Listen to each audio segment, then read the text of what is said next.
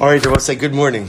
Good morning. Firstly, Yashikach to everyone for a beautiful, really magnificent and special siyum last night. And begin by thanking our sponsors for this morning's share. To thank our Talmud Torah sponsor for Adar Beis. To thank Leah Sol for dedicating all the shiur and droshos this month in honor of all of those who planned our beautiful groundbreaking and all those who dedicate themselves to the shul each and every day.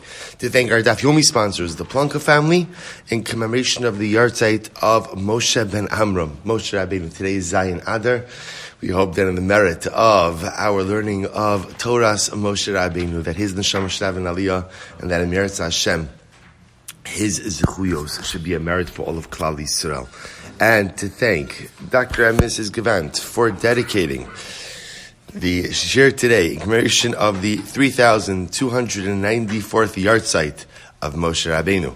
And in honor of the Daf Yomi Kehilla on this 796th day of the 14th Daf Yomi cycle, and for successfully completing Seder Moed, starting Seder Nashim, and the schus of the entire shir.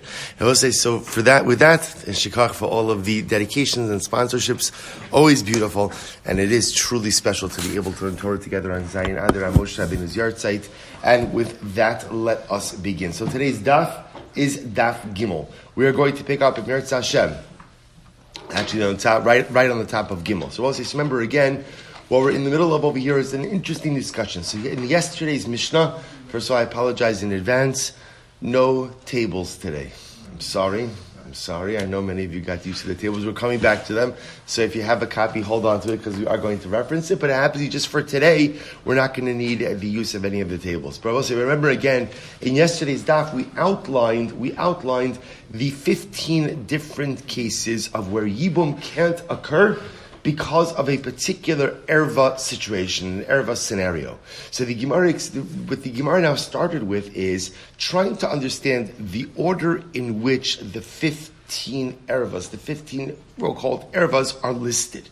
Right? In other words, why the particular order? We started with Bito, right, and then we worked our way out. So the Gemara just ended off by saying, actually, let's just pick up with the last line of Beis and Beis. Ella Bito, Kevan da Asya Midrasha Chavivala. So the Gemara says, no, the reason we start with Bito is because the prohibition of Bito, or specifically again, the idea that Bito is asr in Yibum, and that ultimately, again, Bito will also go ahead and exempt the Tzara and Tzaras Tzara, so the co-wife and co-wife's co-wife. That's learned out from a drasha. Take a look at the last Rashi on Beis and Beis. Le'asra love chaviva le'letana va'aktima b'reisho le'kamam mefarshila. So we'll say, so essentially, we're going to get into this now, but essentially because the case of Bito is learned out from a drasha, Chazal like things that are learned out from drashas more than they like things, so to speak, that are just stated explicitly in a pasuk. And I think we ended off with this a little bit yesterday. This idea that halacha l'maisa, something that you learn out through your own accomplishment, something that you learn out through your own effort, has greater impact and has greater beauty and has greater importance than something that's simply delivered to you. So therefore the Gemara posits that since the case of Bito, and again we're going to see the drasha, since the case of Bito is learned out with a drasha, therefore it's stated first in the Mishnah. To which the Gemara says, top of Gimel, Kulhu Nami Midrasha Asu. I don't understand. We're going to see actually all of this is learned out from a drasha. I will say none of this, right? This whole idea. There's a couple of things that's happening over here. Number one, that if a woman is an erva, automatically she's precluded from yibum. Even that in and of itself is not automatically understood. Why? Because also remember, the whole notion of yibum, by definition, does what? Permits an erva. Remember again, a man's brother's wife, right? His brother's is an erva. So the whole notion that halacha l'maisa, now you're allowed to, not only allowed to, but actually obligated to go ahead and marry one. Oh, thank you. There are Yevamos notebooks if anybody would like. So the notion that halacha l'maisa, again, a person is obligated to do so in and of itself is a whole chiddush, to which the Gemara says everything's learned out from a drasha. We'll explain all of this. Look at Rashi. Kulunami le'inyin petur yibum midrasha asyon me'achos isha. We'll say the whole notion that when one wife is pater from yibum, or petura from yibum, she exempts all of the co-wives. And furthermore, again, even the co-wives, the tsaros, that whole notion, that whole concept is learned out from a drasha. To which the Gemara says, you're right. Nihi d'le'inyan yibum asyon midrasha, eker isuraihu behedya ksiv. It's true. I will say when it comes to the concept of the Mishnah, that once a particular woman is petura from yibum, that her petur also exempts her co-wife and what we'll call the co-wives, the tsaros. All of that is learned out from a drasha, which we'll discuss. But here's what's interesting. But all of these other erva cases, the erva itself, right, the idea that the particular women listed in the Mishnah ultimately, again, are an erva, therefore prohibited to this man, that's written explicitly in the Torah. Here's what's fascinating. Bito, ikar isura midrasha. See, Rabbi said, listen to this. The idea of bito, of one's daughter, being an erva, that's not explicit. Rabbi said, remember, again, let's go back to the Mishnah for just a moment. Do you remember how he explained the case of bito? Bito is a case of a daughter out of wedlock. And by the way, the real case of daughter out of wedlock is bas anususo, is when a man violates a woman and then they have a daughter together. They have a daughter as a result of that act. And we'll say we're going to see something fascinating, which is the Torah needs a particular drasha in order to tell me that essentially the daughter of that act is considered to be the daughter of the perpetrator. In other words, there's a havamina that since ultimately, again, this child is the result of such a violent act, that perhaps, again, she shouldn't be considered his daughter. Kamash malon, she is. That's the case of Bito. That's why Rashi goes out of his way to say the case of Bito is dafka daughter out of wedlock, and the case of daughter out of wedlock, again, is bas anasuso. So says the Gemara, listen to this, Bito, ikar isura midrasha. Look at Rashi for just a moment. We're gonna take our time with the Rashi here also. Ikar isurahu she'osha mishum erva b'chol makom behedja ksiv behu aval bito me'anasuso da'iri baba masnisin ikar isura midrasha asya. So I will say, how do we know that there is an isur erva between a man and the product of his act of rape? Right? How do we know that? To which the Gemara says, ksiv bito damarava. Amram Rav Yitzchak Paradimi Asya Heina Asya Zima. I will say it is actually again a twofold gzeira shava of Heina Zima. Again, the psukim I will say most of us have it on the side of the Gemara. Rashi goes ahead and Rashi points out over here. We'll just look at Rashi quickly. Asya Heina. We're actually just going to go ahead and just do the first line of each Rashi. Asya Heina li isura. So we'll say ultimately again, Heina creates the isur. That's the gzeira shava, and Zima creates the punishment of sreifa. So therefore, we'll say just let's keep our eye on the ball over here. We have a very simple task in front of us, which is a simple task in a complicated Mishnah. Which is now that we learned the Mishnah, we went through all of the cases. We're just trying to figure out the order. Why did the Mishnah employ the particular order of the 15 women? That's all we're trying to figure out over here. To which the Sinai say, and specifically, we're starting with the first case, Bito. Why do we start with the case, and now we're understanding what's the case of Bito? What's the first case in the Mishnah? So now everything is coming together a little bit. Who's the daughter? Who's the daughter in question? The daughter in question is not simply what we'll call, I want to keep to the same names I was using yesterday. Somebody did give me this feedback, not to, when I say feedback, I mean criticism. So not to switch names in the middle of the case. So good. So referencing back actually to the sheet we used yesterday at just the first table, right? We were talking about that the case of Bito, right? The case of Bito was that Reuben was married to two wives, right? Rachel and Leah. And remember again, the case of Bito was that Rachel was Shimon's daughter. I will say it turns out that the case of Bito, the way that the Gemara is setting it up over here, and that Rashi already alluded to in the Mishnah, was that Rachel was Shimon's daughter because Shimon violated her mother. Right? So Shimon violated her mother. That's the case of Bito. So I will say, that whole case, leaving aside Yibum, the idea that Rachel is really Shimon's daughter, even though their relationship is through an act of rape, right? Even though the result, so that itself requires a drasha. That's not the typical case of daughter. That's not the typical case of Bito. That itself requires a drasha.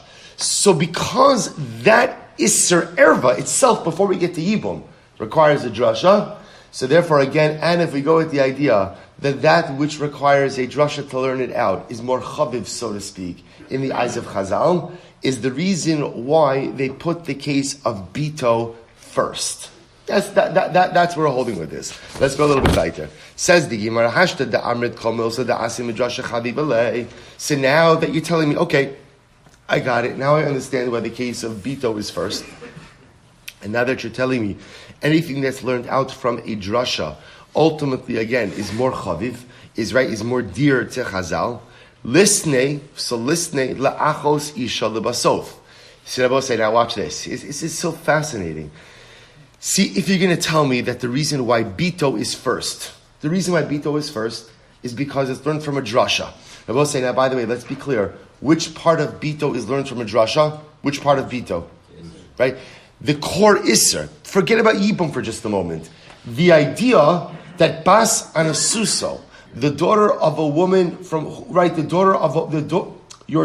one's daughter from an act of violation, right? Ultimately, that's a man's daughter and that's an erva. That concept is learned out from a drasha. Then, of course, we applied in our Mishnah to a Yibum context.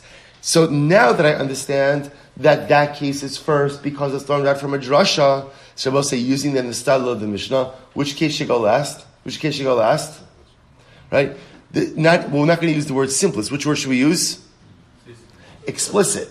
So therefore, again, the case that's most spelled out biblically should go last. Because again, we're assuming we love drashas. Everyone loves drashas.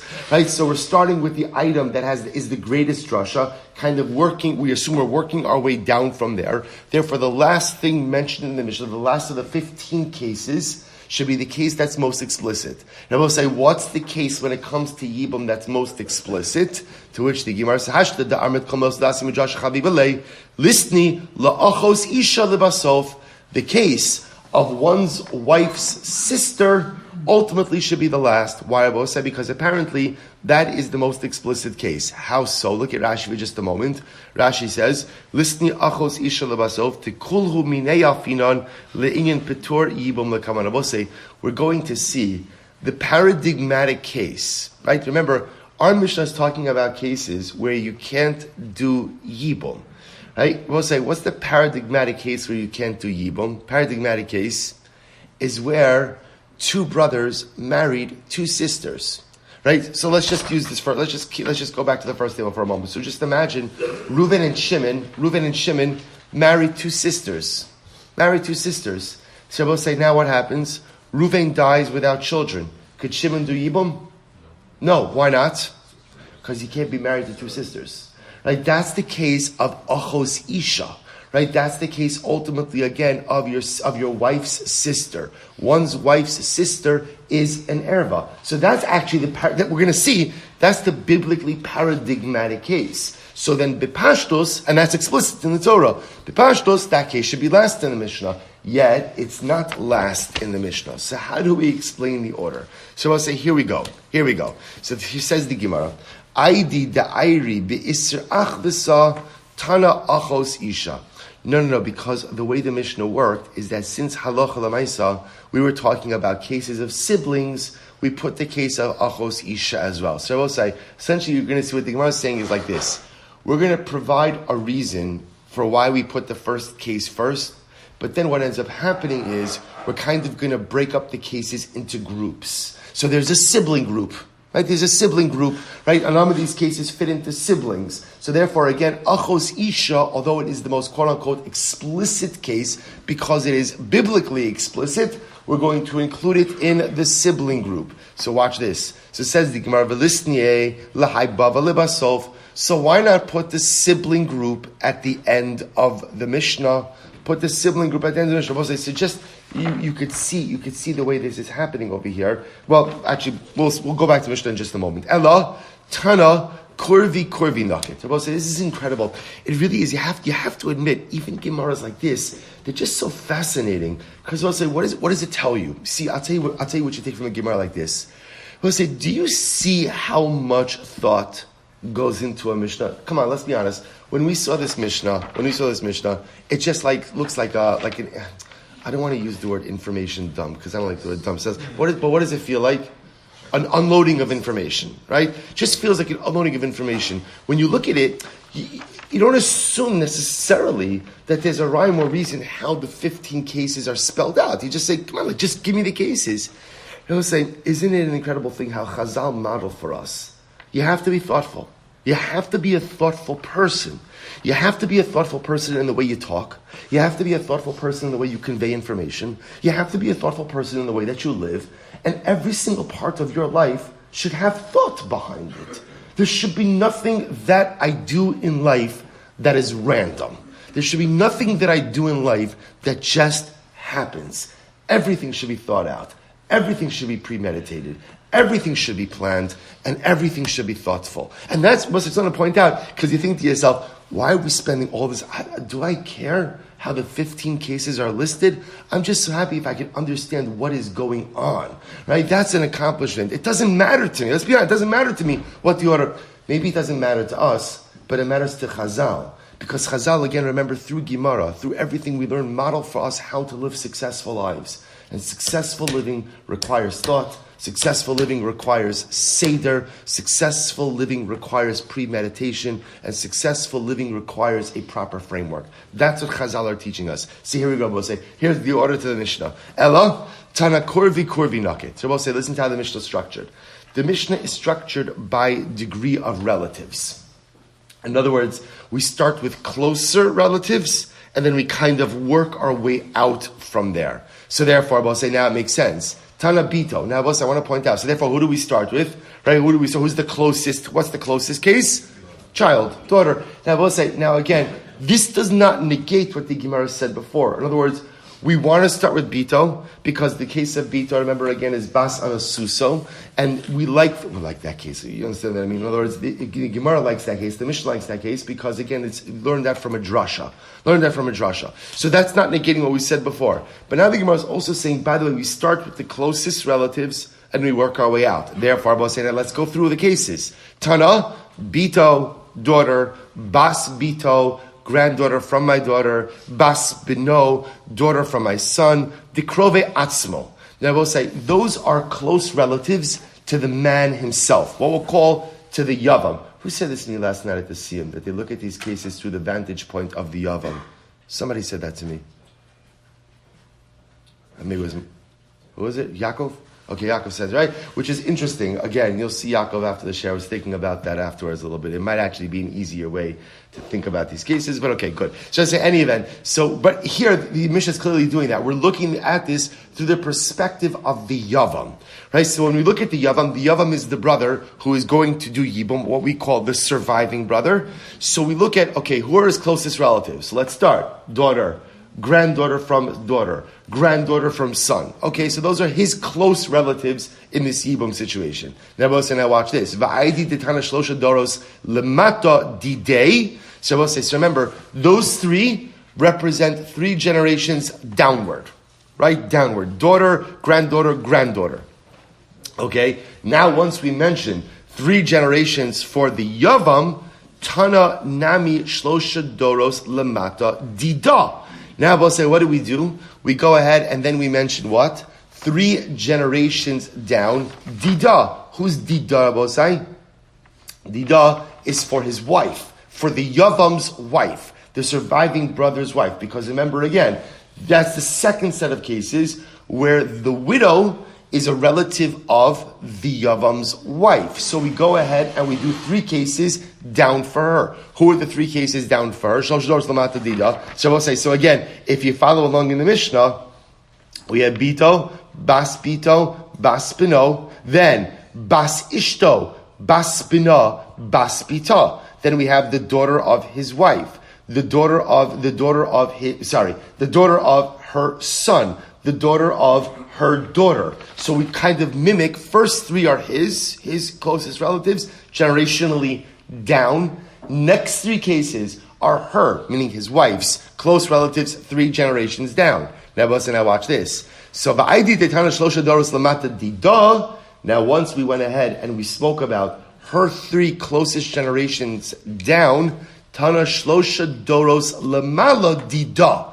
Then what do? We go ahead and we list the 3 closest generations to her, but the generations before her. Because we'll say, what comes next in the Mishnah? Chamoso, his mother-in-law. Aim Chamoso, his mother's mother. The mother of his mother-in-law. Ve'im Chamov, and the mother of his father-in-law. Those are still all relatives on his wife's side, but as opposed to the first 3, which were generations below her, these are generations above her. Right? And we'll say now after that, so we'll say it's also an interesting style. We start with 3 generations below him, right? Then we go to 3 generations below his wife. Once we start talking about the wife, we kind of remain on her, and we go ahead and we go 3 generations above. Fascinating. It's fascinating to the style. So the Gemara says, then what happens? What's the next couple of cases? The Tana, after that, we go ahead and we transition to sisters. Right? After that, Vitana, Achoso, sister, Achos, Imo, the sister of his mother, Dikrove Atzmo. Ultimately, again, then we once again transition back to the man to speak about, again, his close relatives. Va'aidi da'airi be'isr achava. Now, once we get into the cohort, we'll call it, of siblings, Tana, Achos, Ishto. Once we're in the sibling cohort, then what? Then we speak about Achos Ishto. Now, remember again, we speak about Achos Ishto, even though what? Right? Even though, remember, that's the biblically explicit case. Right? Even though that's the most obvious case, because the Torah speaks about it. But again, once we get into cohorts, and once we're looking at groupings, we include Achos Ishto in the sibling cohort. Ubedinhu dilekadme lekalaso mikame eshes achiv shelo haya ba'olamo delo mishum kurvahu di isura. Now the truth is, in this order, it would have made more sense to include the case of daughter-in-law. Now, remember again, the case of daughter-in-law was a man has a son. His son is married, right? His son passes away, and the girl, right, the daughter-in-law, the widowed daughter-in-law marries her uncle, right? Her father-in-law's brother. That's the case of kalaso. So obviously now, when the second husband dies, the daughter-in-law falls to yibum to her father-in-law. That's the case of kalaso. In reality, we should have gone ahead and put the case of kalaso ultimately again before Eshes Achiv Shelo Haya Ba'olama. Remember that case? That's the case of where a brother is born, right? Ruvain, Shimon, and Levi. Ruvain dies, but Levi's not born until after Ruvain's death. So we're going to see in that type of situation, Levi never does Yibum. There's no Yibum scenario where the brothers are not alive at the same time. So in reality, again, it's actually a really interesting case. We're going to get into that. So the Gemara says, and in reality, that really the case of daughter-in-law should have come before the case of the brother who was not living at the same time as his now deceased brother. I know that it doesn't make sense when you translate it, but you understand the case, right? Brothers who were not living at the same time. Why? Why should kalasu have come first? Because I will say the case of kalasu, of daughter-in-law, is a case of kurva, is a case of a relative, right? Remember again, a son's wife is an erva, so that should have come first. But once halacha l'maisa, we're speaking about situations of siblings. Tana ishes achav shelo haya ba'olamo v'hadar tana kalaso. We included the case of the brother who was born after the death of his brother, right? We put that case before the case of daughter-in-law. I will say here what we're struggling with is because the case of kalaso, daughter-in-law, is a real erva case. Right? That's a case of someone who's related to me. So halacha that should have come first. But no, once we were talking about siblings, we ended off the sibling cohort, and then we put in kala. So I will say, Mazel Tov, we just finished our first sugya in Maseches Yevamos, and if I dare say, it was exceptional.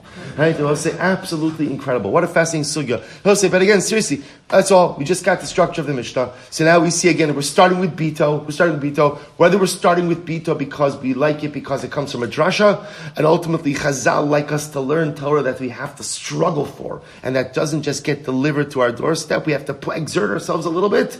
That's number one. Or second possibility, which again, they're not mutually exclusive, is we start kind of with the cases that are closest to the Yavam, and then work our way out. 3 for him, 3 for her, generations down, generations up, and we build out from there. But the entire Mishnah has, such a Moshe Haskell, that sometimes in life, Rabbi say, we see things, and when we look at it, we assume it's random and doesn't make sense, has no Seder.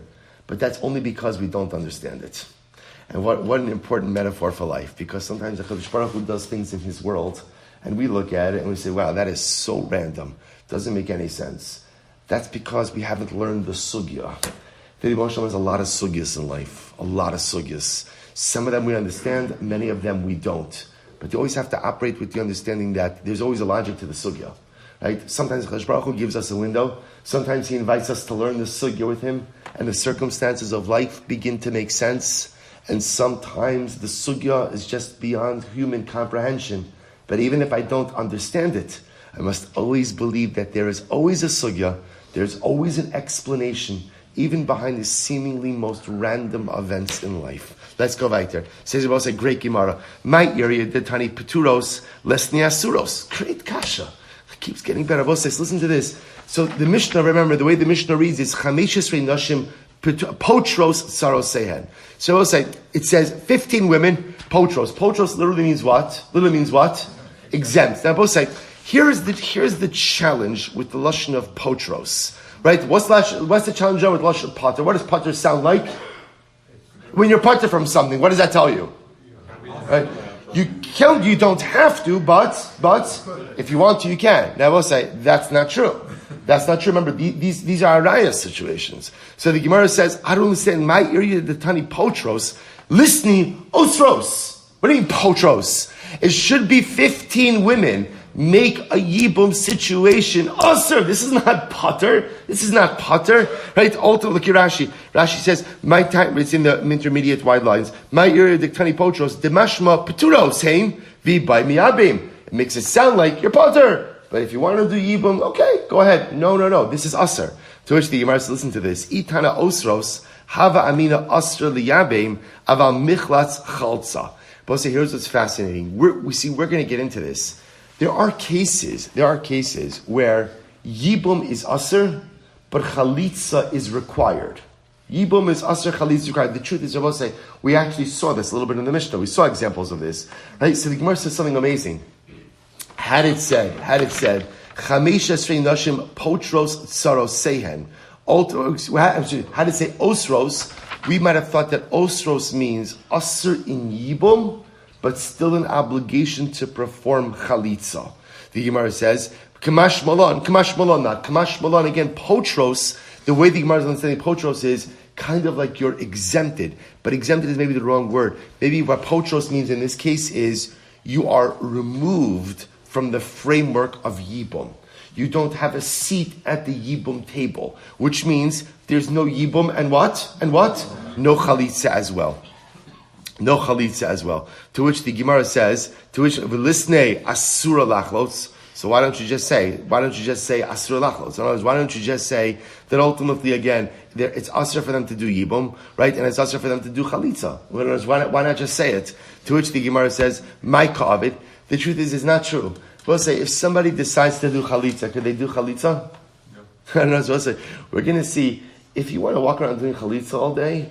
Right? I mean, you definitely should get a different hobby, but lemaisa, it's fine. I guess you could take shoes off people's feet, and we'll discuss exactly what the process of chalitza is. But the truth is, if a person decides to do chalitza, it's weird. But lemaisa, you can't say it's asr. So the Gemara says, alamalo. So the Gemara says, im ata omer choletes. That's not true. Actually, the Gemara says, even though technically speaking, there's no isra, and I'll say we're going to get into the technicalities of how all of these things work. even though there's no isser per se in the performance of chalitza, we don't let people perform chalitza just as, well, why not? Because we'll say everyone knows that Yibum and Chalitza are sister concepts. And so if you allow people to walk around doing Chalitza, what's going to happen? They're going to assume that what? That Yibum is Mutros. That's very dangerous. If you allow for Chalitza, if you think, oh, no big deal that people do Chalitza, that's absolutely unequivocally false. Because where there is Chalitza, people automatically assume that there's also the possibility for Yibum. To which the Gemara says, to which the Gemara says, "Kevin de b'mako mitzvahu da'asira tzara v'shlo b'mako mitzvah sharia mishum hachi tani potros." So we'll say this is actually very interesting.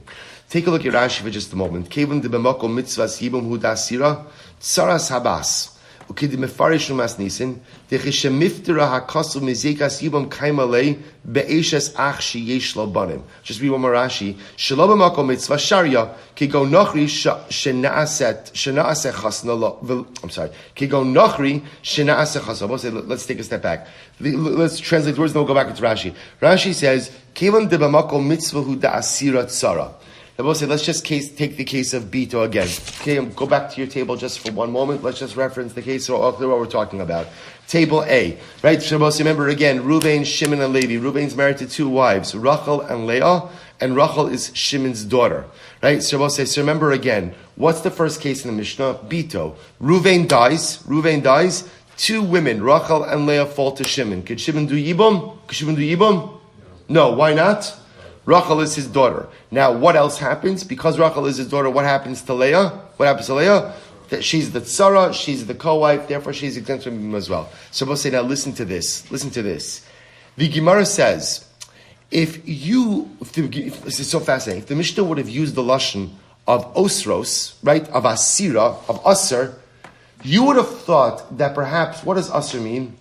I'm always asr to my daughter's co-wife, even in a non-yibum situation.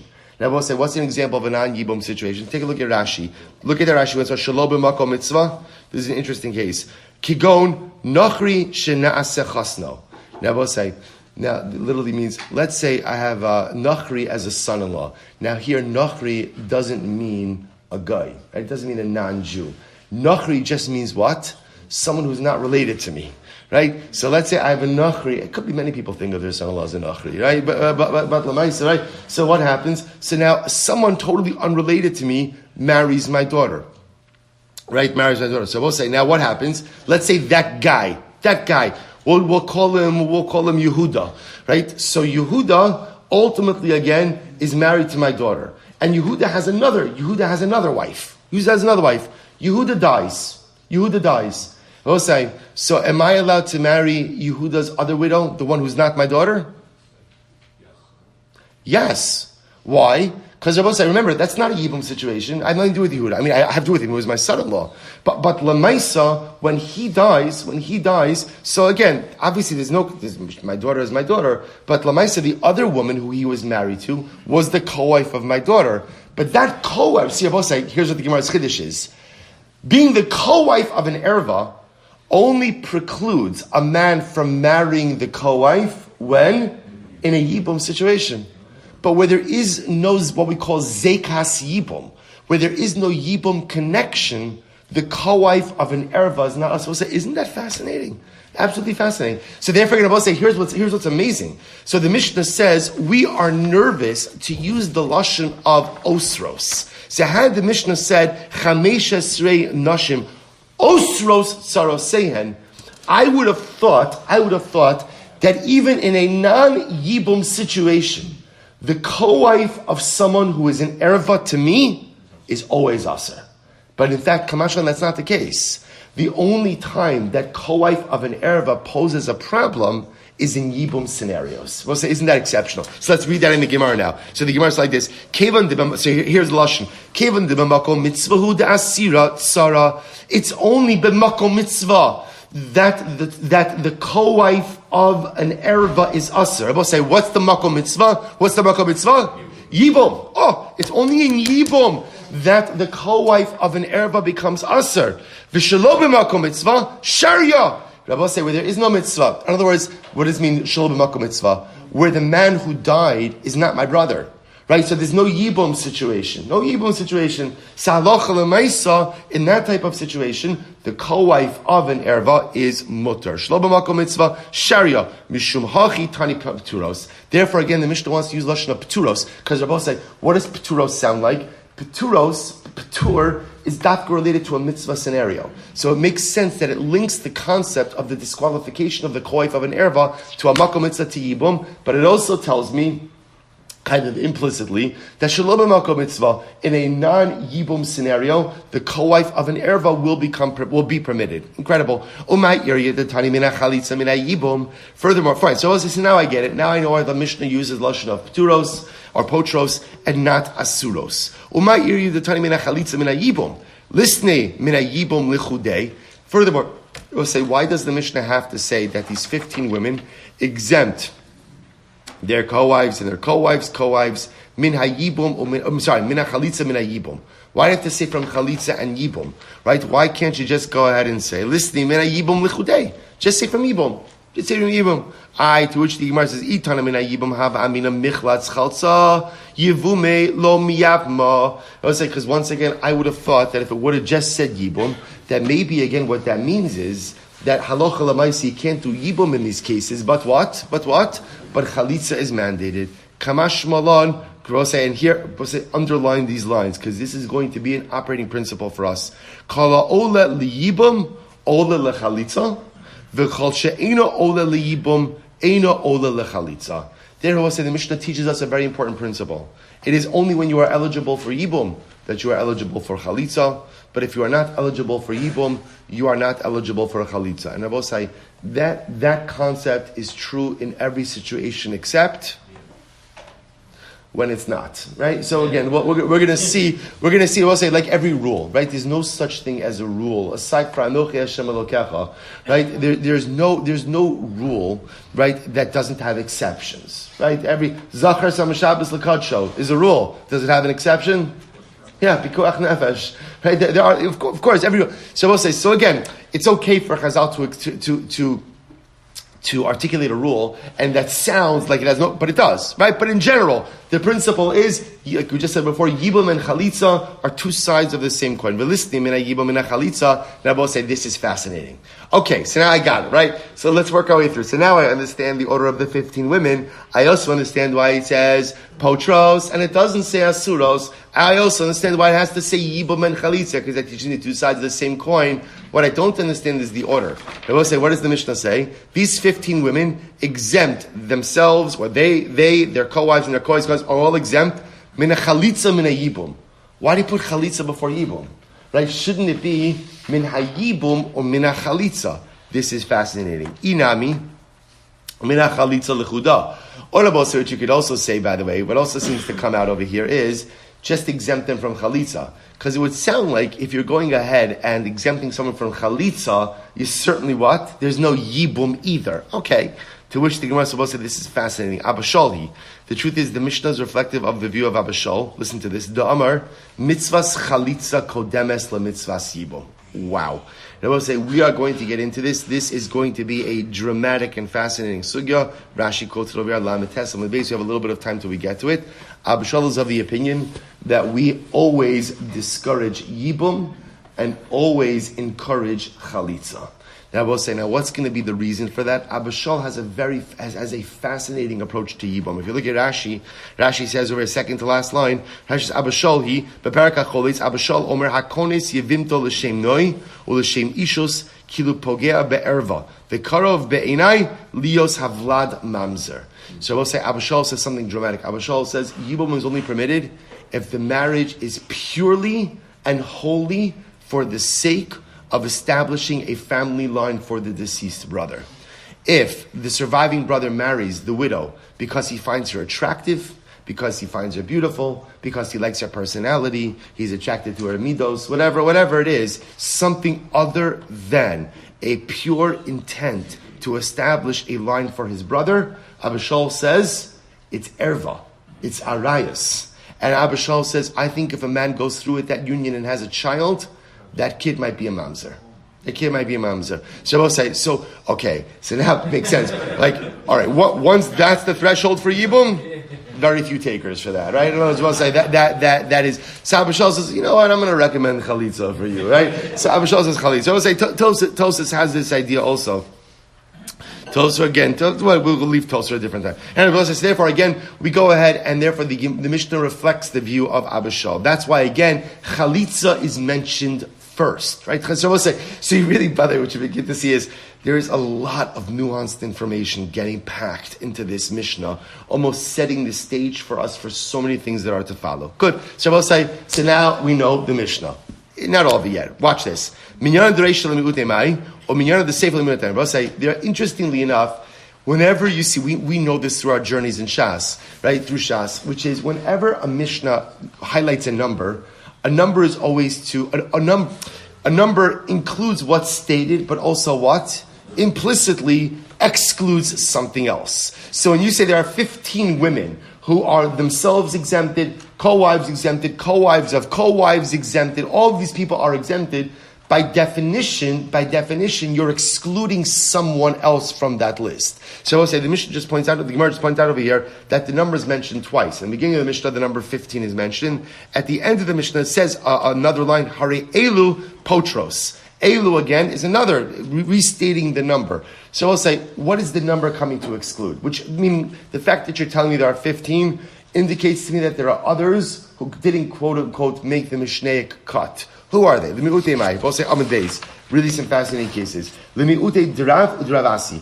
We'll say comes to exclude the cases of Rav and Ravasi. What are the cases? Here we go. L'Rav. So we'll say, well, look at Rashi. The Rav Ravasi, first Rashi Gimel Amid Beis. To Amarav Tsaras Sota Asura. Shemzinsa Ishto v'lo Isha Cheres u'meis v'lo banim shteim potros. So we'll listen to this. Rav says, so we'll say, let's say again, Reuben, I'm just going to keep using from the first chart. Reuben is married to two women, Rachel and Leah. And what happens? Rachel is suspected of adultery. So there's a whole process when a woman is suspected of adultery. She goes to the Beis HaMikdash, there's the process of the Sota. So let's say now Reuben dies before the Sota process ever got a chance to get started. Right? So ultimately, again, she is what's called, she's a Sota. So I will say, so now what happens? Rav says that halacha l'maisa, a Sota, now when Reuven dies and Rachel's a Sota, as a Sota, she's going to be Asura to Shimon, to the surviving brother.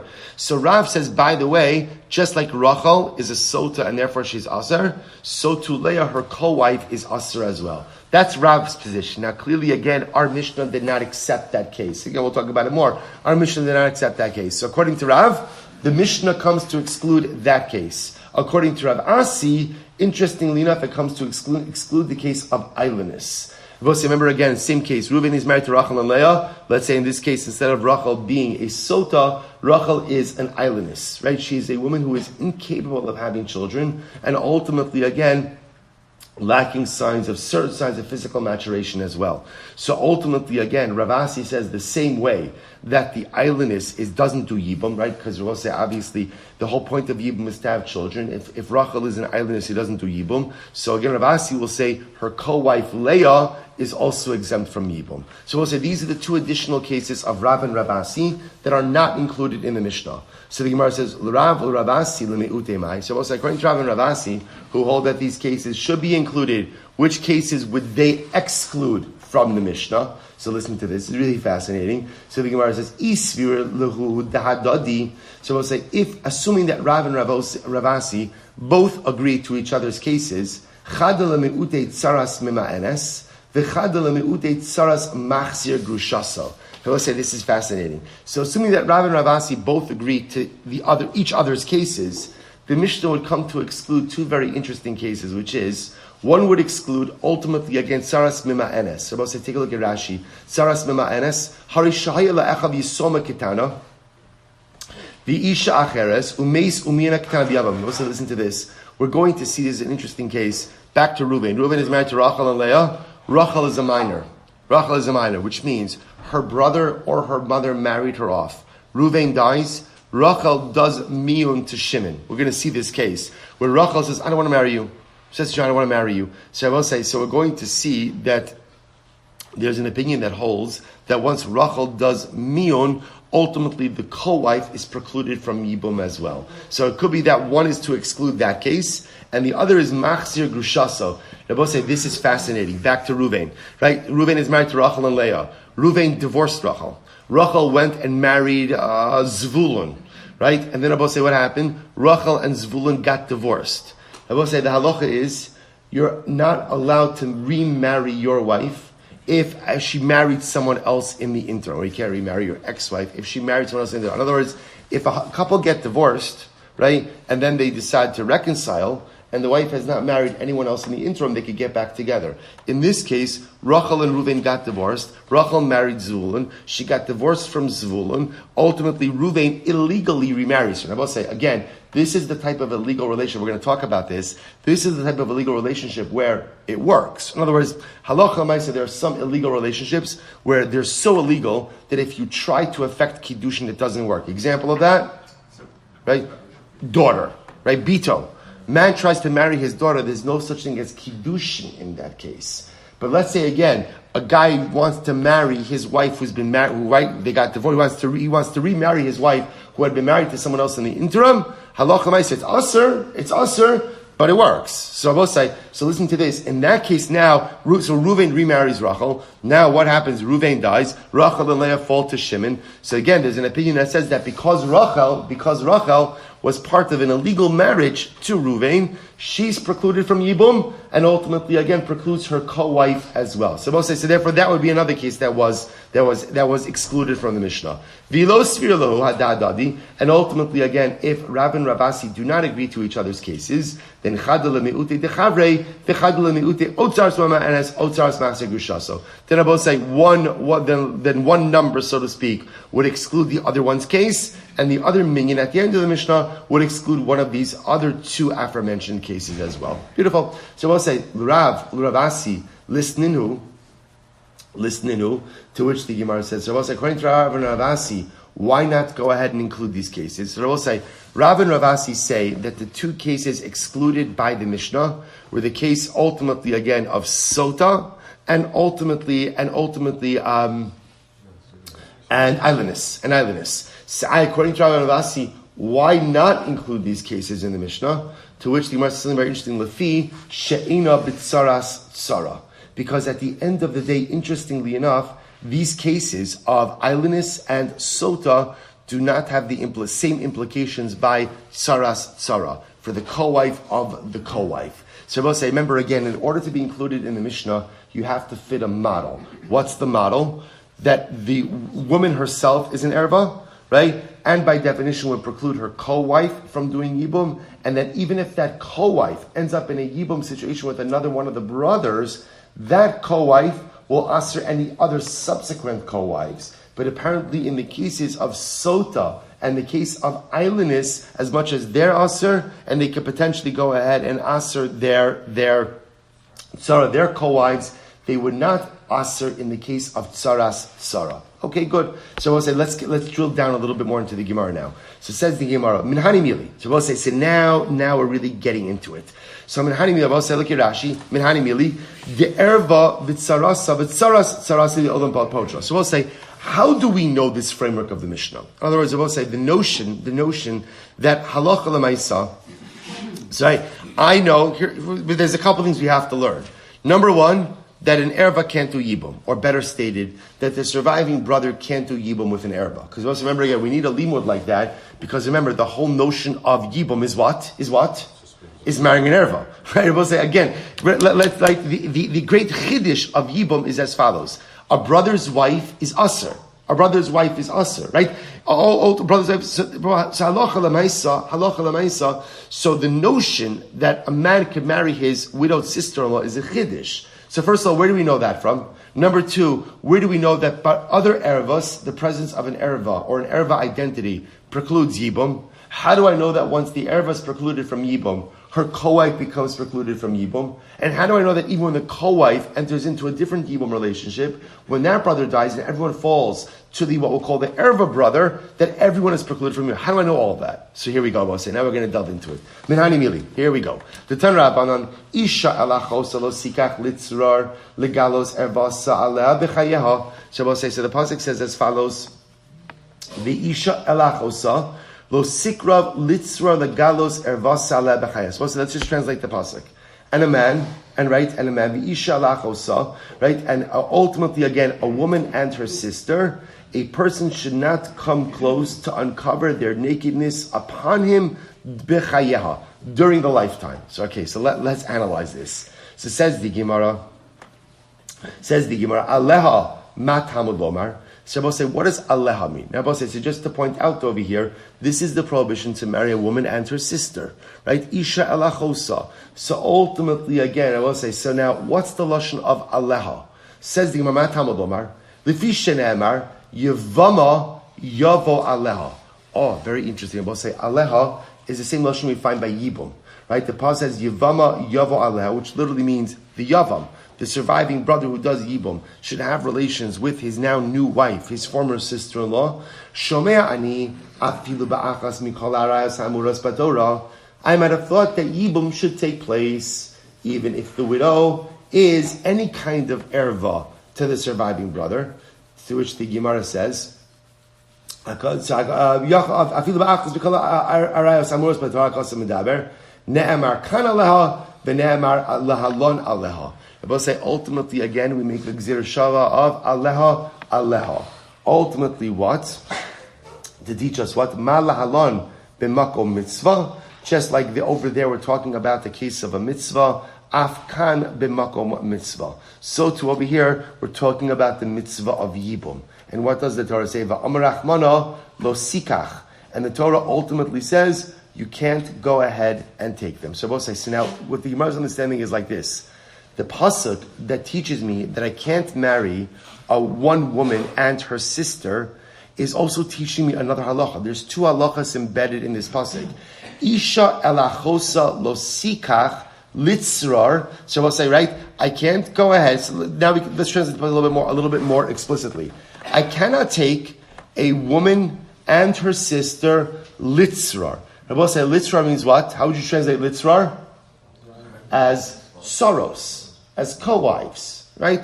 I cannot go ahead and take those women as co-wives. Legalos ervasa, to uncover their nakedness. Aleha. Now Rabbi say, now what does Aleha teach me?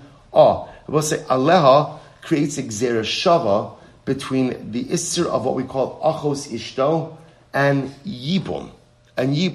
And what does it teach me? That halacha l'maisa, as much as Yibum is a mitzvah, but if the case of Yibum, if the situation of Yibum leads to achos isha, you can't do Yibum. So Rabbi says, so just to illustrate that, Reuven and Shimon are brothers, and Reuven and Shimon are married to two sisters. Reuven dies. Now again, Reuven's widow falls to Shimon and Yibum. So again, Shimon can't do Yibum. Why? Because Shimon's present wife is the sister of the Yevama. And the Torah implicitly teaches us that Allah Lamaisa Yibum in that type of erva situation is going to be us. So Rabbi say, this is what we meant before when we said that the case of Achos Ishto is the explicit case. See, I will say, just I want to understand, the pasuk that we're referring to over here is a pasuk that just generally prohibits marrying a woman and her sister. That's the pasuk.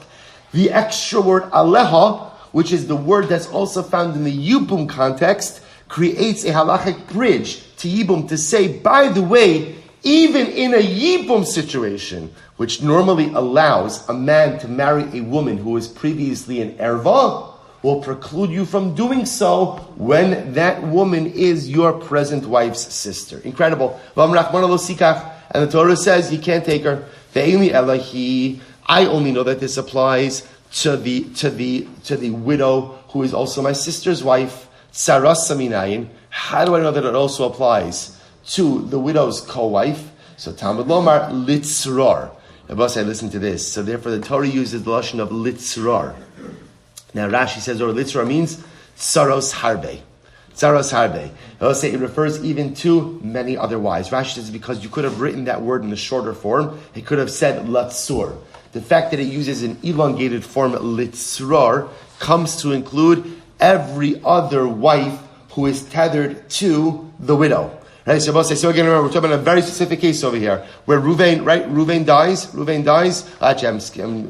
dies, he leaves behind two wives, Rachel and Leah, right? There's Shimon now wants to do Yibum. The problem is, Shimon is married to Rachel's sister. So the Torah tells us, you're not allowed to marry a woman and her sister, and that's true even in a Yibum situation. How do I know that the prohibition to do Yibum is going to spread to Leah as well, the co-wife? Litzrar. You can't have any type of marital bond with any, right? No type of yibum bond, even with someone else who halacha l'maisa was connected to the erva. Ve'enli ela tzarasa minayin. I only know that applies to the actual co-wife. How do I know the case of the co-wife's co-wife? I will say, remember, that was, just to refresh your memory, that was in table A, the last case, right? That's where ultimately, again, Leah, the non-Erva wife, ends up going ahead and marrying Levi, the third brother. Levi dies. Levi also had another wife, Miriam. Miriam now falls to Shimon, the first brother, right, who couldn't do Yibum because he was related to one of the wives. Halacha l'mais, again, that's the case of tzara, that even Miriam can't go ahead and marry Shimon and Yibum. So how do I know this? To which the Gemara says, Tavalomar, litzror velo latzur. I will say, once again, it's fascinating. The entire drasha is really focused on the concept of litzror. Since the Torah writes this word longhand, right, it comes to include anyone and everyone who has any level of marital bond to this original erva situation. Incredible. I will say now, so remember, all this teaches me is that I can't do Yibum when? In a case of my wife's sister. How do I know that it applies to every single other erva? So the Gemara says, listen to this. Amrit, let's go. So I will say, what's unique about achos ishto? In the case of one's wife's sister, I will say, what's the halacha? She's an erva, number one. And ultimately, again, if you intentionally have relations with her, it's kares. Unintentionally, shogeg, right? Shogeg situation. I don't know. Right? Ashigasa, right? Chatas. Right? Chatas. That carries with it again a chatas penalty. Right? Va'asru liyavam. So we're creating a paradigm. What's unique about achos ishta? It satisfies these three criteria. Number one, erva. Number two, intentional, kares, unintentional, chatas. Af koshi erva, v'chayavan azadona kares, v'ashigagasa chatas, asura liyavam. So I will say, so again, pretty much, once you create the framework, anyone who fits into that framework, ultimately, again, is going to fall into this halacha. So if you're erva, intentionality, kares, unintentional, chatas, is also to do yibum. The Eili Elahain, that only teaches me the erva herself. Tsaroseyan minayim. How do I know about say that this halacha will apply to all of the tsaros of anyone who's an erva? Amrit ma achos ishtam yuchadeshi erva v'chayav azadona kares ashigagas achatos asur liyavam v'tsaras asura. Both say it's the same thing. Achos ishta creates the paradigm. She's an erva. Intentionality is kares. Unintentionality ultimately is a chatas, and she precludes her tsaros. Af koshi erva v'chayavan azadona kares v'ashigagas achatos v'asura liyavam sarasa asura. Ultimately, I will say, Salach Alamaisa, anyone who fits the bill, right? Anyone ultimately, again, who fits the paradigm of erva, kares, chatos, is herself asur and makes her tsaros asura. Mikan amru, based on this, Chazal said, Mikan amru chachamim chamesh esrei nashim potros tsarosein v'tsaros tsarosein min hachalitza u'min hayibum ad sof ha'olam. And I will say, so now we see it. So everything comes from achos isha. Achos isha, the case of a wife's sister, is the paradigmatic case of erva, but also creates the paradigm ultimately again for yibum, and teaches us again that the erva is exempted, the tzara of the erva is exempted, and tsaros of the erva is exempted. I will say, shkoyach, stop over there for today.